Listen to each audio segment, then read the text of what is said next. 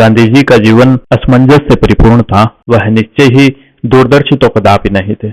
आजादी पाने को आतुर राष्ट्र को उन्होंने सत्याग्रह का छलावा दिखाकर शांत कर दिया। विज्ञान और प्रौद्योगिकी को इतने ज्यादा समर्पित कि मशीनों से बने कपड़े का विरोध करने के लिए चरखे का प्रचलन शुरू करवाया, जो कि तत्कालीन 1% जनता की मांग को भी तब भी पूरा नहीं कर सकता था, जबकि पुरुष वर्ग अर्धनग्न घूमे। मतलब अगर जनता चरखे से बने कपड़े का इस्तेमाल करती तो 1% जनता भी भारत की वह कपड़ा इस्तेमाल नहीं कर सकती थी। तब भी जब सारे मर्द आधे नंगे घूमे, बाज का मुकाबला मक्खी से करवाने का यह अनूठा पराक्रम आज से पहले इतिहास में कभी नहीं दिखाया गया। अहिंसा के प्रति इतने ज्यादा समर्पित कि कश्मीर के अल्पसंख्यक वर्ग को यह तक कह डाला कि खुद को पाकिस्तान के आक्रांताओं को सौंप दे, बिना द्वेष भावना के खुद के गले पर छुरी चलवाए, बिना किसी विरोध के खुद का बलात्कार करवाए और इतिहास का सबसे आसान शिकार होने का गौरव प्राप्त करे।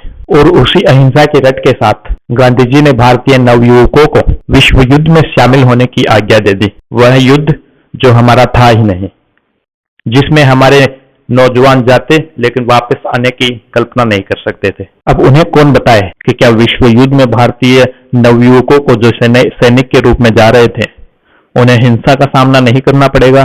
क्या उन्हें हिंसा नहीं करनी पड़ेगी? तो अंग्रेजों के साथ यह समझौता करने के पीछे गांधी जी का क्या स्वार्थ था, जिसका परिणाम यह हुआ कि भारत के 3 टुकड़े कर दिए गए? उसी विचित्र अहिंसा के रट के साथ गांधी जी ने करो या मरो की नीति अपनाई। इस नीति के फलस्वरूप गांधीवाद के सिद्धांतों पर चलने वाली कांग्रेस ने कई जगह उपद्रव किए और देश की संपत्ति को ही नुकसान पहुंचाया। वो भी तब जब सुभाष चंद्र बोस विदेशी ताकतों के साथ देश पर आक्रमण करने वाले थे और यह सुनिश्चित हो गया था कि धूर्त अंग्रेजों को हिंसा के द्वारा ही भगाया जा सकता है, उनके साथ कोई समझौता नहीं किया जा सकता। सांप्रदायिक तुष्टीकरण की कला तो कोई गांधी जी से सीखे। आजादी के बाद 55 करोड़ लेकर जब पाकिस्तान कश्मीर में घुसपैठ कर रहा था और हिंदुओं पर कहर बरपा रहा था, तब कश्मीर के हिंदू राजा ने भारत सरकार से दिल्ली आकर सहायता मांगी। तब गांधी जी ने इस शर्त पर कश्मीर में सेना भेजी कि कश्मीर की सत्ता किसी हिंदू की नहीं अपितु मुस्लिम के हाथ में हो।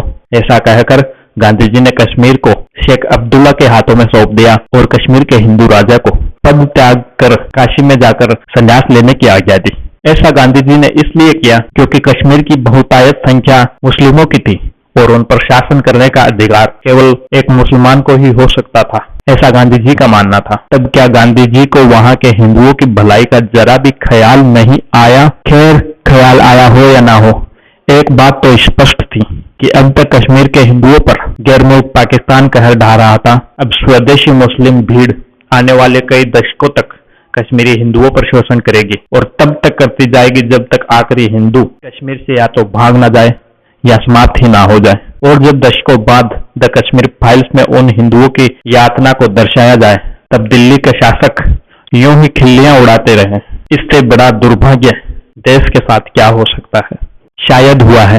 गांधी जी ने कश्मीर के मामले में सत्ता मुसलमान को इसलिए दी क्योंकि वहां मुस्लिम बहुसंख्यक में थे। लेकिन क्या गांधी जी के जनरल नॉलेज में यह बात सामने नहीं आई कि भारत में हैदराबाद नाम के एक प्रांत में जहां हिंदू बहुसंख्यक जनसंख्या के रूप में थे, वहां एक मुस्लिम निजाम की सरकार थी। तब गांधी जी को उस निजाम को यह नहीं कहना चाहिए था कि फकीरी लेकर वो मक्का लौट जाएं, जो उन्होंने हिंदू राजा कश्मीर के साथ किया था। उन्हें क्या चीज रोक रही थी? इससे यह सिद्ध होता है कि या तो गांधी जी के साथ कुछ गलत घटित हो रहा था, या उनका जनरल नॉलेज कम था, या उनको गलत सूचनाएं दी जा रही थी, या वो पक्षपात करते थे।